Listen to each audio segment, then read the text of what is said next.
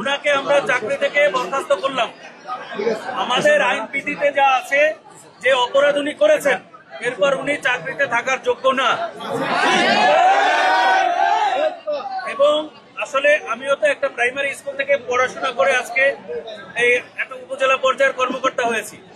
আমি যদি আজকে শুনি আমার প্রাথমিক বিদ্যালয়ের একজন প্রধান শিক্ষককে এরকম কেউ অপমানিত করেছে, আমরা তো রুখে দাঁড়াই, আর এখানে তার সব ছাত্ররা তার বিপক্ষে চলে গেছে, সুতরাং আমরা বুঝতে পেরেছি যে তার অবশ্যই দোষ আছে। দ্বিতীয়টা, তাকে আমরা এসেছি গ্রেপ্তার করতে, তাকে আমরা অ্যারেস্ট করার জন্যই এসেছি, কারণ ঘটনার আমরা প্রাথমিক সত্যতা পেয়েছি। এখানে সেই ক্লাস 3 পড়া মেয়ে, তার বাবা মা, তাদের আমরা সাক্ষাৎকার নিয়েছি, কথা বলেছি। আমরা ঘটনার প্রাথমিক সত্যতা পেয়েছি, তার বিরুদ্ধে আইনি ব্যবস্থা হবে এবং তাকে আমরা এই চাকরি থেকে এই মুহূর্তে থেকে অব্যাহতি দিলাম।